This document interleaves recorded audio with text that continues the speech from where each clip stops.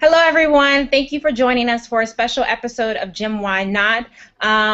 As you know, a few days ago, Jordan and I briefly interviewed three young people from around the country, asking them what do they think about, or what are their reactions regarding not only the shooting of Michael Brown in Ferguson, Missouri, but also what are protesters doing around the country as a reaction to that. And so today, Jordan and I wanted to bring a close friend of ours, Dante Barry, who also works for Million Hoodies, who's now currently on the ground in Ferguson, Missouri, and asking him what are some of the things he's seeing, what's happening in regards to organizing, and what are some of the steps that people are taking to move forward. And so, Dante, if you could just briefly tell us, and thank you again for joining us, because I know it's pretty early there. What are some of the things well, first, why is Million Hoodies there? And also, what are some of the things you're seeing now on the ground in Ferguson? Yeah, thanks, Mayor and Jordan, for having this conversation. First, um, so Million Hoodies, we've been up. I've been here since Sunday, and let me tell you, it's been a very interesting few days. I've learned a lot.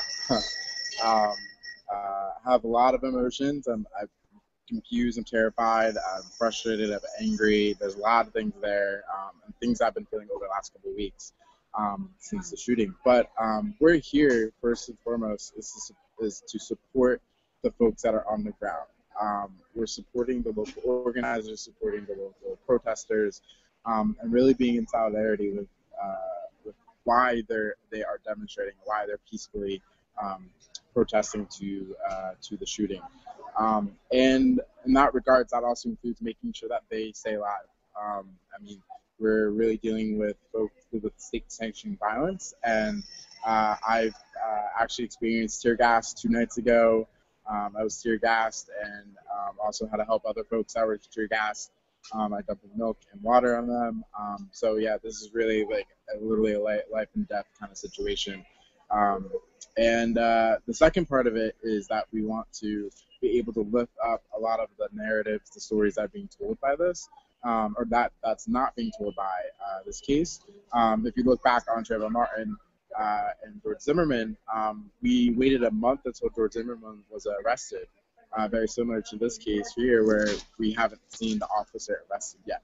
It's been a week.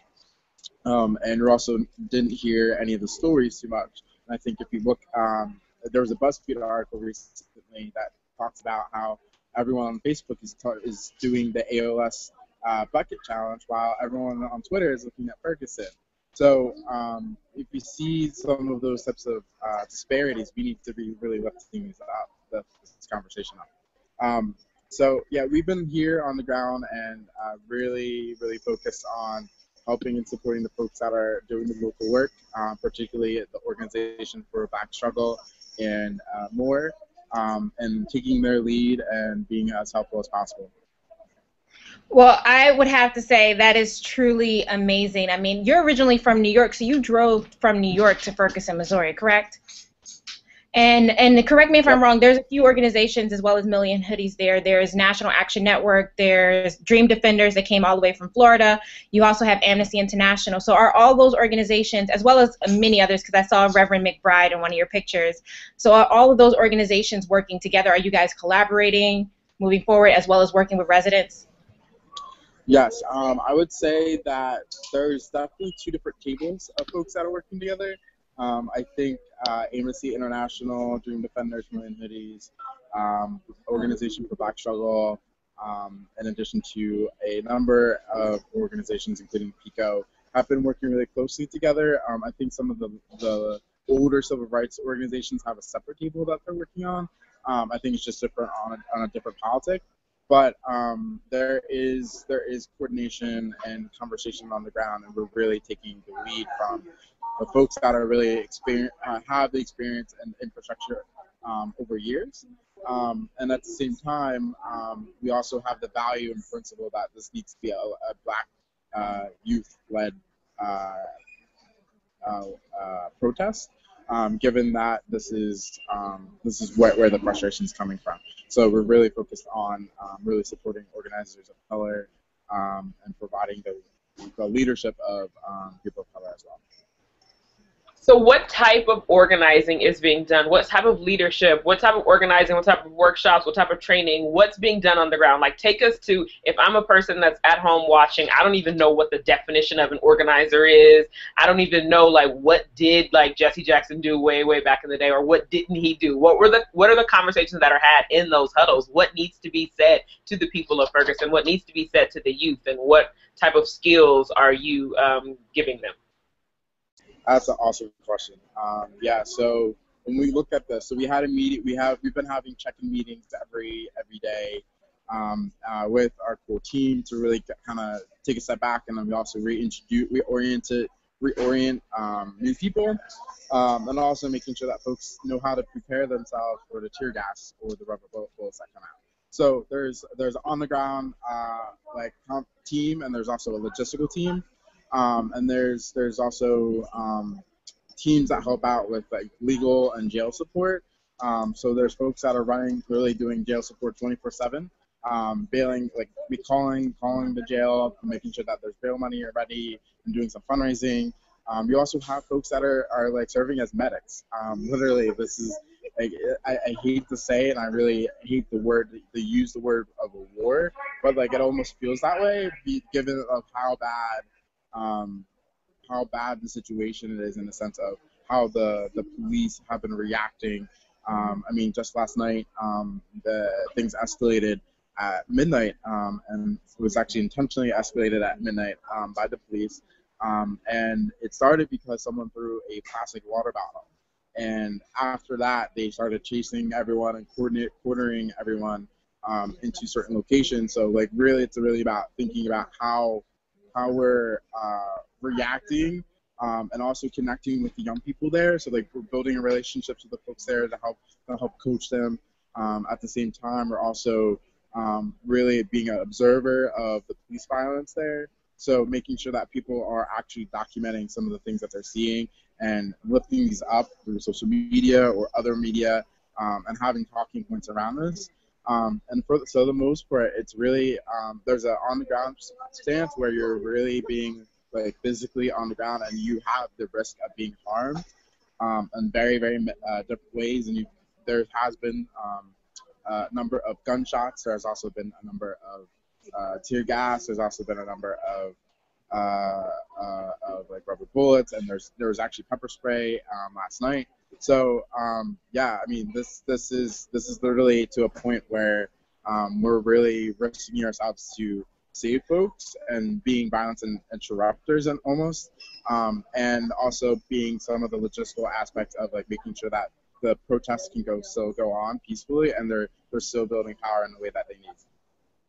It's so interesting that you mentioned that, because ironically enough, I was having a conversation with a mentor of mine last night, and we were talking specifically about the civil rights movement and how many people think that the March on Washington just happened, or many of the organizing that happened around the civil rights happened spontaneously, when really they organized months and years in advance. Like, they trained people, they taught people how to handle exactly what you're talking about.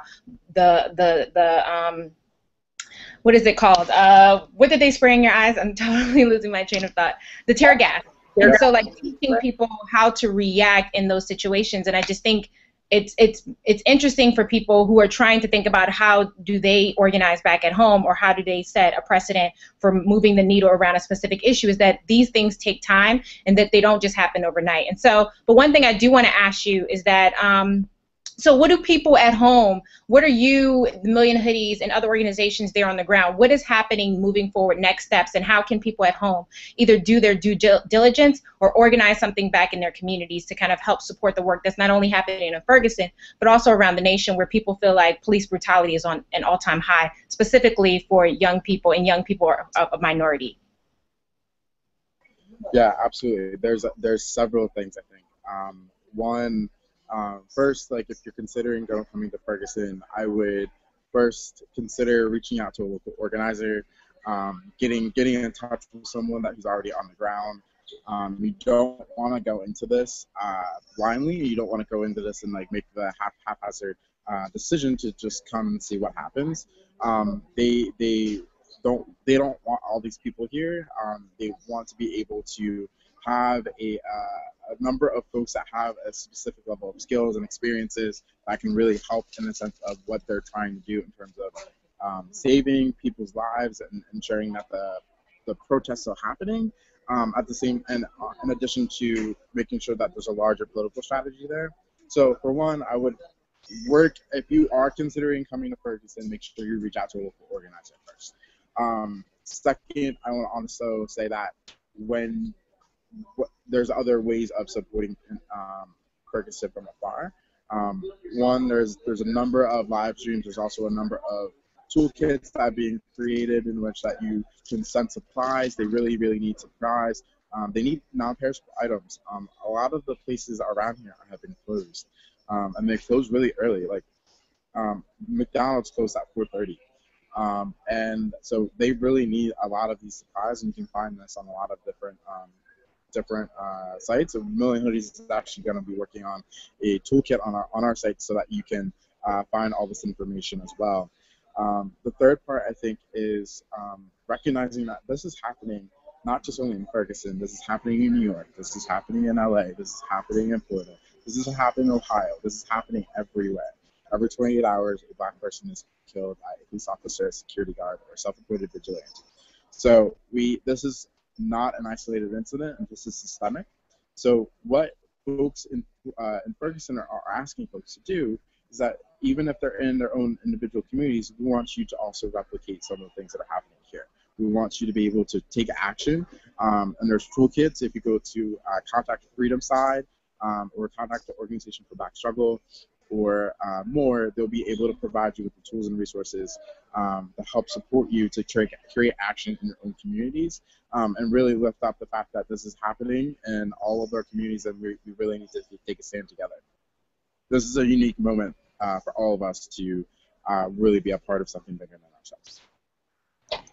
Thank you for that. That was, I think, it's eye-opening to really hear what's happening on the ground from someone that isn't a reporter, isn't Don Lemon or Anderson Cooper or Don Lemon, that's funny, or someone, one of those people from MSNBC. So it's always, thank you so much for giving us your insight. Thanks for being that person on the ground, leaving whatever you were doing over the past few days or whatever you had to do to say, nope, I need to be in Ferguson, and giving people those resources, because I think a lot of people want to be in the action but don't necessarily know what to do. So contact those organizations like Dante said, Freedom Side, the Organization for Black Struggle, shout out to Million Hoodies, shout out to Dream Defender, shout out to Amnesty International, some of those organizations on the ground, and see how you can be involved, because some of them need money. What about being able to donate the funds, because there are those are people on the ground and they do have jobs and lives and bills back at home when they come back. So contact one of those. Thank you so much, Dante Barry, for joining us for this special clip of GenYnot.